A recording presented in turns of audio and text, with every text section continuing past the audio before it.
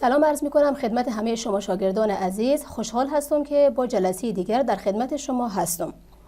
این جلسه هم می خواهیم که در ادامه فصل 6 با موضوع حالات ماده در رابطه با فشارهای جزئی دالتون، در رابطه با قوانین گراهام در مورد انتشار گازات، نظریه جنبشی گازات و همچنین در رابطه با گازهای حقیقی یک سری مطالب با هم دیگه کار کنیم.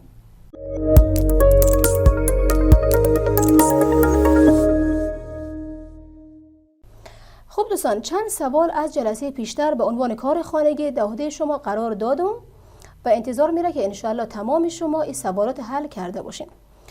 یک سوال ای بود که 44.8 لیتر گاز اکسیژن در شرایط STP چند مول، چند گرم و چه تعداد مولکول اکسیژن شامل میشه. خب دوستان، در وهله اول قصد داریم که لیتر در گرم تبدیل کنیم. خب 44.8 لیتر گاز اکسیژن داریم و ما این میدانیم که در شرایط STP یک مول از هر گازی 22.4 لیتر حجم داره و از طرف یک مول گاز اکسیژن 32 گرم در واقع کتله داره.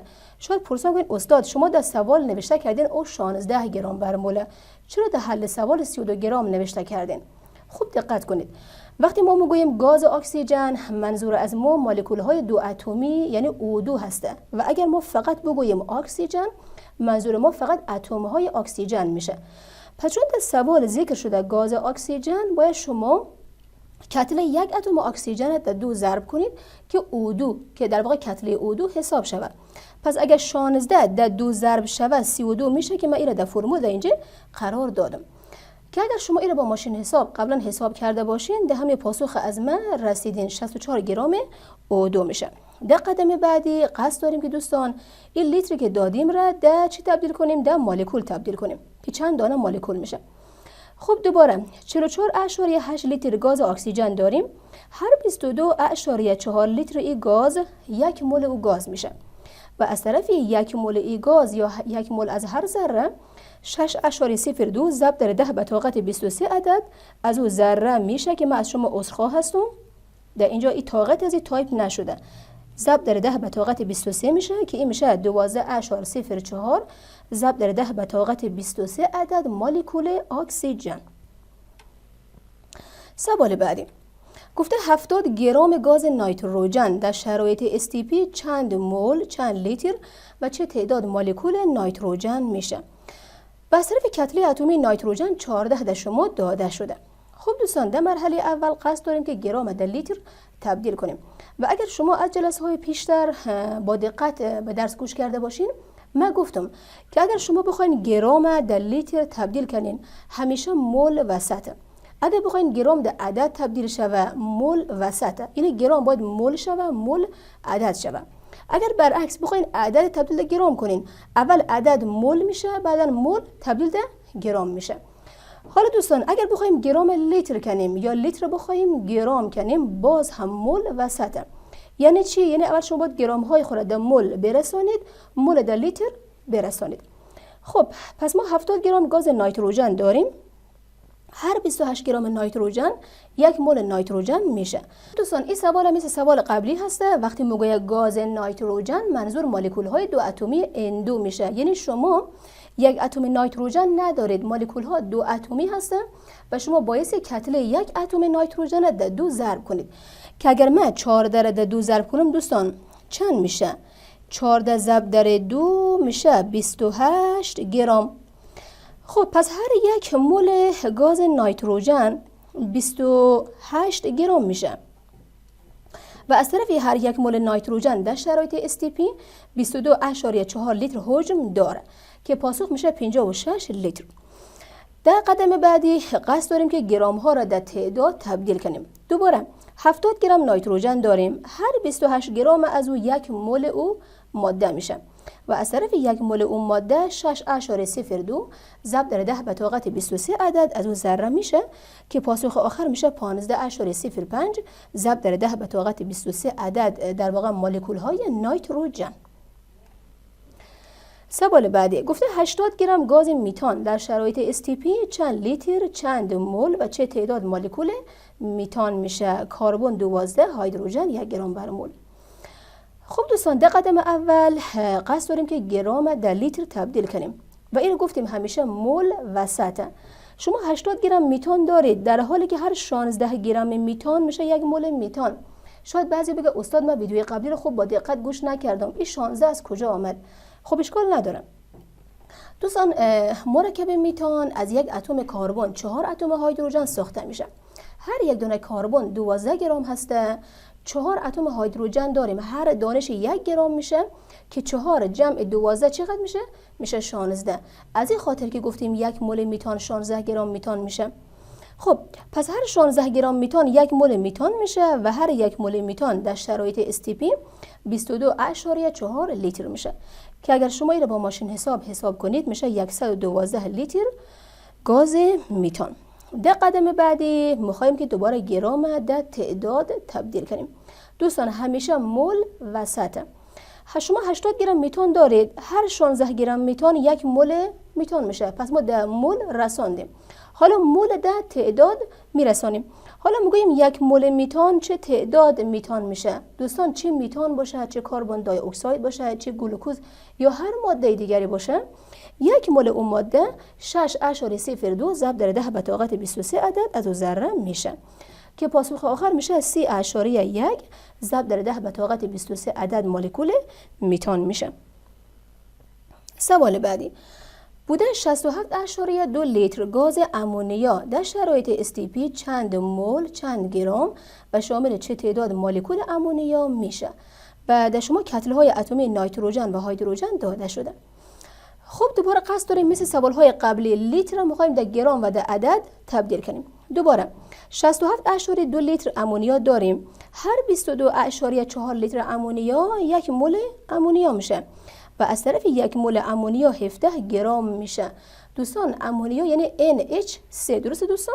NH3 میشه. نیتروژن 14 گرامی هسته، در مولکول امونیا 1 دانه اتم نیتروژن 3 اتم هیدروژن. پس اگر 1 نیتروژن میشه 14 گرم، 3 هیدروژن میشه 3 گرم که اگر با هم جمع کنیم میشه 17 گرم. پس بنابراین 67.2 لیتر امونیا در نهایت میشه 51 گرم امونیا. باز دوباره قصد داریم که همین لیتر تبدیل کنیم در چی دوستان؟ در عدد میخوایم تبدیل کنیم. خب 67.2 لیتر امونیا داریم، دوباره هر 22.4 لیتر اون ماده 1 مول اون ماده میشه، 1 مول از هر ذره 6.02 ضرب در 10 به طاقت 23 عدد از اون ذره میشه که در نهایت میشه 18.06 ضرب در 10 به طاقت 23 عدد مولکول امونیا.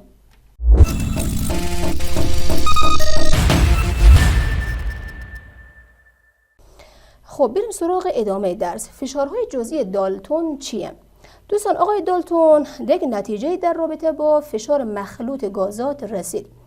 آقای دالتون با بررسی هایی که انجام داد در این نتیجه رسید که اگر شما چند گاز با همدیگه مخلوط کنید، در داخل یک ظرفی قرار بدید، یک فشاری از طرف مولکول های گازات به جدار ظرف به دیواره ظرف وارد میشه. آقای دالتون گفت که این فشاری که مخلوط گازات در جدار ظرف وارد میکنه از جمع تک تک فشارهای گازات ایجاد میشه که در داخل او ظرف وجود داره. پس آقای دالتون چی گفت؟ میگه که فشار کل یا فشار مجموعی که در دیواره ظرف وارد میشه از جمع فشار گازاتی حاصل میشه که در داخل او ظرف وجود داره. به عنوان مثال شما تصور کنید که در داخل یک ظرف گاز هیدروژن و گاز فرض کنید که نیتروژن وجود داشته. اگر گاز هیدروژن فشاری که به تنهایی در جدار ظرف وارد میکنه فرض کنید 2 اتمسفر باشه و فشاری که گاز نیتروژن وارد میکنه 1 اتمسفر باشه، فشار مخلوط کل میشه 3 اتمسفر.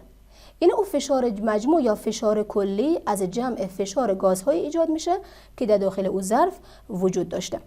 خب پس بنابراین فشار کلی که با پیتی نشان میدیم از طریق فرمول زیل حساب میشه. ما قبلا در شما گفته بودیم که در رابطه با گازات کامل فشار ضرب در حجم برابر با NRT میشه. درسته دوستان؟ از همین رابطه میخوایم پی رو به دست بیاریم. پس پی رو نگه میداریم و NRT رو تقسیم بر V میکنیم و اگر شما فشار کل بخواین در پی میگویم پی تی. دوستان ای تی اول حرف توتال در معنای کل میشه. از اینجا پی تی برابر میشه با ان تی. ان تی چیه استاد؟ NT یعنی مجموع مول‌های گازهایی که در داخل اون ظرف وجود داره. شما چند نوع گاز دارید، هر گاز چند مول هسته. پس NT میشه مجموع مول‌ها ضرب در R ثابت جهانی گازات، T حرارت ده حسب کالوینه و وی حجم او ظرف ده حسب لیتر هسته. خب دوستان میخوایم فشار جزئی هر گاز هم حساب کنیم. دوستان بر طبق فرمول صفحه قبل از اونجا حساب میشه که پی آی یعنی فشار جزئی هر گاز میشه NI چیه؟ NI فشار همو گازی هست که شما میخواین فشار از اون رو حساب بکنید. به عنوان مثال همون مثال قبلی گفتیم در داخل یک ظرف مقدار گاز هیدروژن و نیتروژن وجود داره.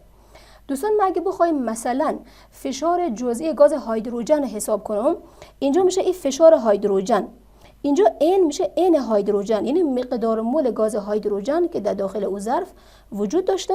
دیگه باقی فرمول هم که مثل فرمول های قبلی هستن. حالا اگر بخوایم که فشار جزئی یک گاز نسبت به فشار کل با هم دیگه حساب کنم، نسبت پی آی ده پی تی میشه همین فرمول بالایی NI RT تقسیم بر V تقسیم بر پی تی که مال صفحه قبل بود، NT RT تقسیم بر V.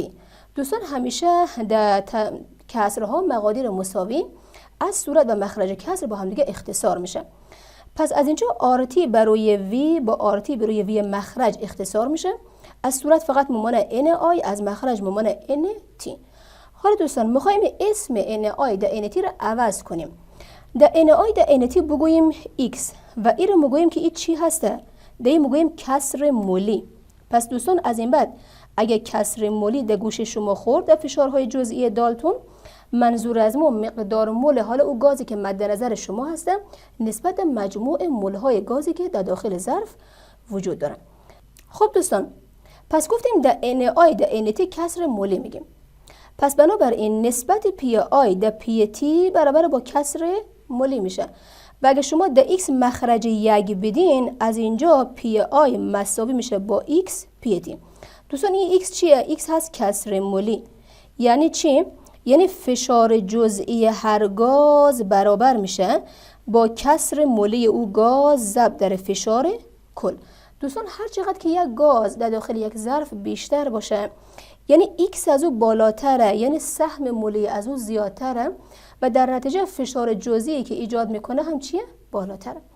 خب حالا میخوایم یک مثال با هم دیگه حل کنیم. گفته 1 گرم از هر یک از گازات H2, N2 و O2 را در داخل یک بالون 10 لیتره قرار دادیم. گازهای مذکور گفته آیدیاله در صورتی که حرارت مخلوط گازی 125 درجه سانتیگراد باشه، فشار کلی یا مجموعی را دریافت کنید و کتله اتمی هم در شما داده شده. خب دوستان ما قصد داریم که فشار کلی را حساب کنیم. طبق قانون فشارهای جزئی، فشار کلی که در دیواره ظرف وارد میشه از جمع فشارهایی هست که هر یک از گازات در جدار ظرف وارد میکنه. پس ما میتونیم که فشار جزئی هر گاز حساب بکنیم، بعد همه رو با هم دیگه جمع بکنیم بشه فشار کل. خب دوستان برای که من فشار جزئی هر گاز حساب بکنم لازم هست که از فرمول چی استفاده بشه؟ از همون فرمولی بود که اول نوشته کرده بودیم. ما گفتیم پی وی برابر با چیه؟ با NRT. از اینجا گفتیم که پی آی یعنی فشار جزئی هر گاز میشه NI RT تقسیم بر چی دوستان؟ تقسیم بر V. پس فشار جزئی هر گاز میشه NI یعنی که کسر در واقع مقدار مول خود همون گاز ضرب در RT تقسیم بر حجم همون ظرف یا حجمی که همون در واقع کل گازها در اون ظرف قرار داره. خب پس من در مرحله اول گرام هایی که دارم در مول تبدیل میکنم. از گاز هیدروژن 1 گرم داشتم، پس مقدار مول از اون میشه 1/2. گرام گاز نیتروژن هم 1 گرم بوده، از طرف گاز نیتروژن یعنی 2 اتم N که 28 گرامی میشه، پس این میشه 1/28. در رابطه با گاز اکسیژن مقدار مول از اون میشه 1/32. چرا؟ چون 1 گرم از این گاز دارم، از طرف اکسیژن 2 اتمیه. درسته دوستان؟ هر اتمش که 16 گرم باشه 2 اتمش با هم دیگه میشه 32 گرم. پس مقدار مول گاز اکسیژن میشه 1/32. دوستان حرارت در حسب درجه سانتیگراد بود که حتما باید در کالوین تبدیل بشه. پس این رو با 273 جمع میکنم، این میشه 398 کالوین میشه. حجم ظرفم که 10 لیتره، فشار کلم که ندارم. دوستان من در مرحله اول فشار جزئی را برای هر گاز حساب میکنم، بعد همه را با هم دیگه جمع میکنیم. خب پس میدونیم که فشار کل میشه فشار گاز اکسیژن به اضافه فشار گاز هیدروژن جمع فشار گاز نیتروژن. دوستان فشار گاز اکسیژن میشه در واقع مقدار مول گاز نیتروژن ضرب در آر ضرب در تی تقسیم بر وی. دوستان گفتیم مقدار مول گاز اکسیژن چقدر شد 1 بر CO2. ای 1 ای هم CO2 1 بر CO2. آر ثابت جهانی گازات 0.082 هسته. دما هم حسب کالوین اینجا نوشته شده. حجم ظرف هم که 10 لیتر هستن. پس در نتیجه فشار جزئی گاز اکسیژن میشه 0.1 اتمسفر. در ادامه فشار گاز نیتروژن. دوستان گفتیم مقدار مول گاز نیتروژن چقدر 1 بر 28. ای 1 ای هم 28 1 بر 28. آر ثابت جهانی گازات، ای هم که حرارت هستش، ای هم که همون حجم ظرف همون 10 لیتره که اگر شما این رو با ماشین حساب کنید میشه 0.11 اتمسفر. مانده چی؟ فشار گاز هیدروژن. گاز هیدروژن گفتیم مقدار مولش 1 بر 2 شد، نه؟ ای هم 1 بر 2. ای هم که ثابت جهانی گازات، ای هم که حرارت، ای هم که حجم ظرف. آخر شد 1.6 اتمسفر. حالا دوستان فشار کل میشه جمع این سه فشار با هم دیگه که در نهایت میشه 1.8 اتمسفر. سوال بعدی گفتم مخلوطی از 40 گرم اکسیژن و 40 گرم هلیوم دارای فشار کل 0.9 اتمسفر. گفته فشار جزئی اکسیژن و هلیوم را حساب کنید. خب دوستان ما گفتیم که فشار جزئی برابر شد با کسر مولی ضرب در فشار کل. خب دوستان وقتی دما فشار کل داده ما فقط کافیه که کسر مولی را برای هر گازی حساب کنیم. حالا کسر مولی یعنی چی؟ یعنی شما نگاه کنید که مقدار مول گازی که میخواین فشارش حساب بکنید، مقدار مول او گاز تقسیم بر مجموع مولهای گازاتی که در داخل ظرف وجود داره چند به چنده. این میشه کسر مولی و اگر در فشار کل ضرب بشه میشه فشار جزئی همون گاز. پس ما در درجه اول باید حتما کتله های اتمی یا مولکولی او گازات بدانم چنده. دوستان هلیوم یعنی گاز هلیوم 4 گرم بر مول هسته و گاز اکسیژن 32 گرم بر مول هسته. حالا با کمک اینها گرم های اکسیژن و هلیوم اول در مول تبدیل میکنیم، در مرحله بعدی برای هر کدوم فشار جزئی را حساب میکنیم. خب در صفحه بعد نگاه کنید. فشار کل خود سوال گفته 0.9 اتمسفر. این در ادامه در واقع مقدار مول گاز اکسیژن میشه او 40 گرمی که سوال دما داده تقسیم بر کتله مولکولی گاز اکسیژن که در نهایت میشه 1.25 مول میشه. برای گاز هلیوم از او هم 40 گرم داشتیم، درسته دوستان؟ این 40 گرم تقسیم بشه بر کتله مولکولی گاز هلیوم که میشه 10 مول و اگر ما تمامی مول ها رو با هم دیگه جمع ببندیم در داخل او ظرف به طور کلی 11.25 مول گاز وجود داشته. خب حالا فشار جزئی هلیوم چند میشه؟ دوستان فشار جزئی هلیوم یعنی کسر مولی گاز هلیوم ضرب در فشار کل. حالا فشار کسر مولی گاز هلیوم یعنی مقدار مول گاز هلیوم که 10 مول بوده تقسیم بر مجموع مولهای گازاتی که در داخل ظرف وجود داشته ضرب در فشار کل میشه که آخر میشه 0.8 اتمسفر. بعد از اون میخوایم فشار در واقع جزئی گاز اکسیژن حساب کنیم. فشار جزئی گاز اکسیژن یعنی مقدار مول گاز اکسیژنی که در داخل ظرف وجود داشته همین 1.25 تقسیم بر مجموع مولهای گازاتی که در داخل او ظرف وجود داشته ضرب در فشار کل میشه که میشه 0.1 اتمسفر.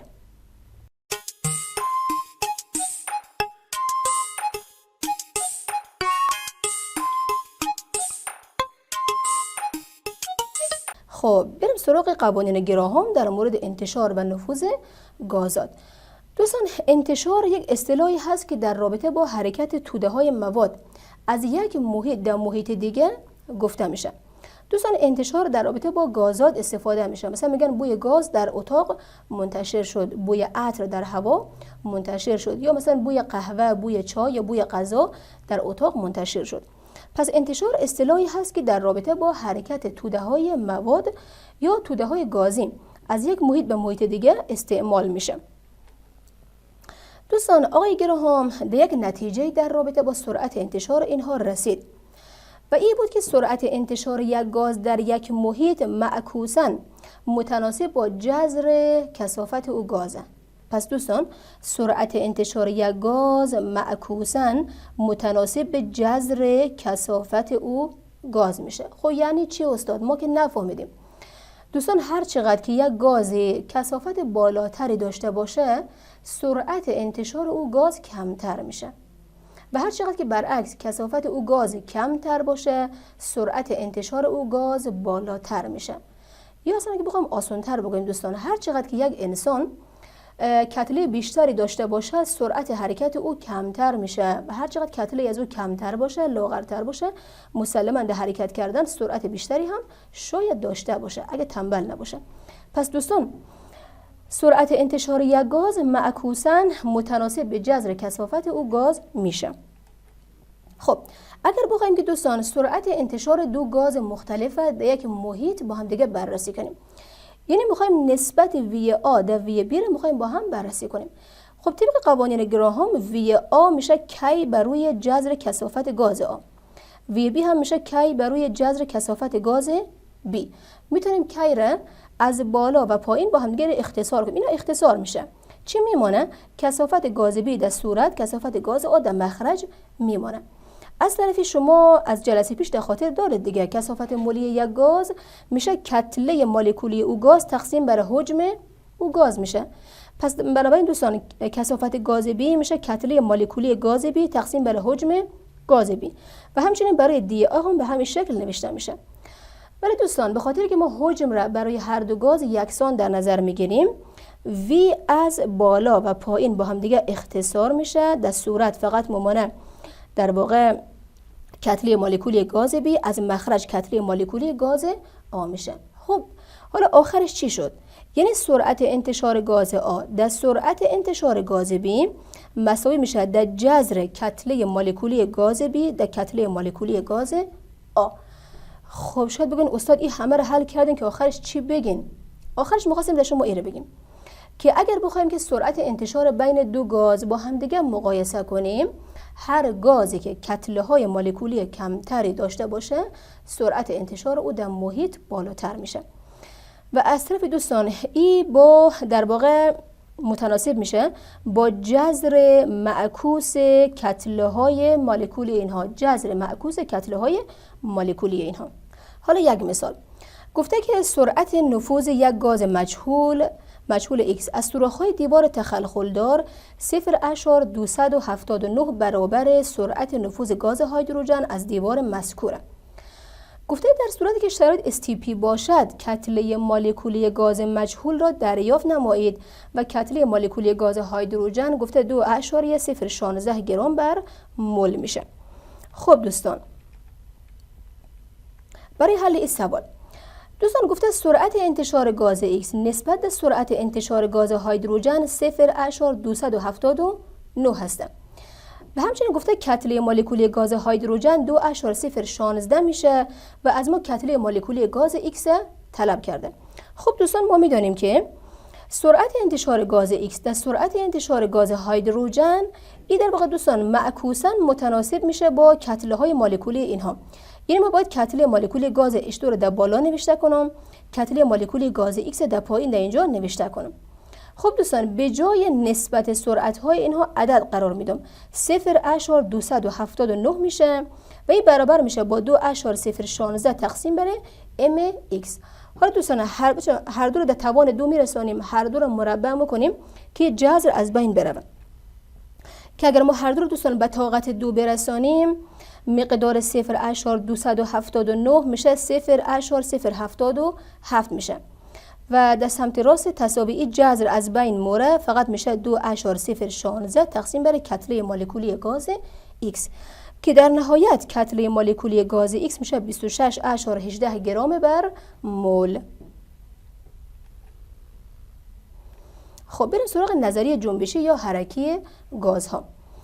دوستان نظریه جنبشی و حرکی گازها که در اون نظریه حرکی هم میگوییم یک مدل فیزیکی برای توصیف طبیعت و چگونگی رفتار گازات هستند.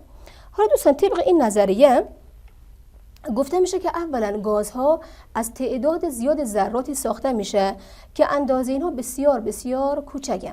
یعنی چی؟ یعنی اندازه یک مولکول گاز یا اندازه یک اتم گاز در مقایسه با فاصله هایی که بین این ذرات وجود داره و در مقایسه با حجم گاز بسیار بسیار کوچکه. پس دوستان در شماره اول فرضیه نظری حرکه گازات گفته میشه که اندازه هر ذره گاز که میتونه مولکول یا اتم باشه نسبت در فواصل بین ذرات و نسبت در حجم ظرف بسیار بسیار کوچکه. به طوری که میتونیم بگوییم بیشتر حجم ظرفی گازی فضای خالی هسته. نظریه شماره 2 چی میگه؟ میگه مولکول ها و اتم های گاز مدام در حال حرکت هستن و اینها دارای حرکت های بسیار بی‌نظم و سریع و مستقیم هستن، به طوری که به هم دیگه برخورد میکنه، با دیواره ظرف هم برخورد میکنه. اما دوستان برخوردهای مولکول های گاز در هم دیگه الاستیکی هسته، به طوری که در هر تصادم انرژی جنبشی یا انرژی حرکی در مولکول های برخورد کننده کم و زیاد نمیشه، یا به عبارتی مجموع انرژی سینتیک دو مولکول برخورد کننده در هنگام برخورد ثابت باقی میمانه. نظریه شماره 3 میگه که در گازات مولکول ها از همدیگه جدا هسته، از همدیگه بسیار دور دور هسته، به طوری که هیچ قوه دافعه و جاذبه بین اینها وجود نداره الا زمانی که در همدیگه برخورد میکنن. پس دوستان در گازات مولکول ها و اتم ها هیچ قوه جاذبه و دافعه بین خود نداره مگر زمانی که در همدیگه برخورد داشته باشن. و اینکه گفته میشه که حرکت ذرات گازات در لحظات مختلف زمانی میتونه که بطیء یا سریع باشه، میتونه که تند یا آهسته حرکت کنه. ولی دوستان گفته میشه که سرعت حرکت این ذرات یا انرژی جنبشی این ذرات مستقیما در حرارت اینها متناسبه. اگر حرارت تغییر نکنه سرعت حرکت و انرژی جنبشی این ذرات هم تغییر نمیکنه، منتها اگر حرارت اگه بالا رفت انرژی جنبشی و سرعت حرکت اینها هم مسلما بالاتر میره. خب گازهای حقیقی چی هستن؟ دوستان گازات حقیقی گازهایی هسته که در واقع ما رابطه بین حجم و فشار اینها را از طریق معادله واندروالز که هست P جمع A بر روی V مربع دوباره V منفی B برابر با nRT محاسبه میکنیم. دوستان این معادله شبیه معادله گازات آیدیال هسته، فقط یک فرقی که با او داره اضافه شدن مقادیر مثل A و B در این معادله هسته. اما A و B چی هستن؟ دوستان A و B ثابت های مثبتی هسته که از مشخصات هر گازه و دوستان برای هر گاز A و B مقادیر مشخص خود داره. منتها دوستان اگر ما تصور کنیم که کثافت گاز خیلی کم باشه، در این صورت حجم گاز خیلی زیاد میشه و اگر دوستان حجم گاز خیلی زیاد بشه میتونیم بگوییم دوستان که نسبت A بر روی V مربع اینقدر کم میشه که در صفر نزدیک میشه. دوستان ما میدونیم که در رابطه با کسرها هر چقدر که مخرج زیاد میشه حاصل کسر خیلی کوچک میشه و اگر ما بگوییم که حجم گاز خیلی زیاده پس در واقع مربع حجم گاز هم خیلی زیاد میشه. نه دوستان؟ این نسبت A تقسیم بر V مربع صفر میشه و فقط برای شما P باقی میمونه. یا اگر بگوییم حجم گاز خیلی زیاد باشه قیمت B در مقایسه با V به قدر کم هسته که اصلا میتونیم B را صفر در نظر بگیریم و باز هم میتونیم بگیم از این فقط V باقی میمونه. خب دوستان اگر در رابطه معادله گازات حقیقی اگر که ما نسبت A به V مربع از صفر بگیریم، اگر B هم صفر در نظر بگیریم دوستان چیزی که برای ما باقی میمونه همون معادله گازات آیدیال هسته. پس فقط میشه PV برابر با nRT. حالا یک مسئله با هم دیگه حل کنیم. گفته گاز میتان به مقدار 10 گرم به حرارت 25 درجه سانتیگراد در یک ظرف 1 لیتر نگهداری شده. گفته فشار وارده را بالای گاز مذکور قرار قانون گازات آیدیال و معادله واندروالز حساب کردید. در شما A و B او گاز هم داده شده. خب حالا میخوایم شروع حل بکنیم. خب دوستان در درجه اول من لازم هسته که مقدار مول او گاز حساب کنم. 10 گرم از او گاز دارم که مقدار مول او گاز میشه 10 بر 16 مول میشه. در واقع میشه کتله او گاز، یا میشه کتله مولکولی که در مول تبدیل شد. اصلا دوستان حرارت بر حسب درجه سانتیگراد بود که لازم هسته با 273 جمع بشه که در کالوین تبدیل شود. پس من حرارت در کالوین تبدیل کردم. آر یا ثابت جهانی گازات 0.082 میشه. مقدار A و B هم که نوشته کردم، حجم ظرف هم چقدر؟ 1 لیتر. خب حالا معادله گازات حقیقی رو نوشته میکنیم و در این معادله به جای مقادیری که داریم عدد قرار میدیم. خب دوستان فشار نمیدانم، خودش نوشته میکنم. به جای A چند نوشته کنم؟ 2.25. حجم ظرف 1 بوده که 1 مربع بازم میشه خود 1. دوباره به جای حجم 1 قرار میدم، به جای B مقداری که خود سوال دم داده. مقدار مول گاز 10/16. آر ثابت جهانی گازات و تی هم بر حسب کالوین در اینجا نوشته شده. خب دوستان اگر ما این سوال حل کنیم، در نهایت مقدار فشار گاز میشه 13.7 اتمسفر میشه. پس دوستان مقدار فشار اگر این گاز حقیقی در نظر گرفته شود میشه 13.7 اتمسفر. حالا که بخوایم دوستان همین سوال با معادله گازات کامل یا آیدیال حل کنیم، یعنی پی وی برابر با ان آر تی شود، دوستان پی میشه ان آر تی تقسیم بر وی. خب مقدار مول گاز 10/16. این 10/16. ثابت جهانی گازات 0.082 میشه. این هم که حرارت حسب کالوینه که اگه بخوایم با ماشین حساب کنیم میشه 15.27 اتمسفر میشه.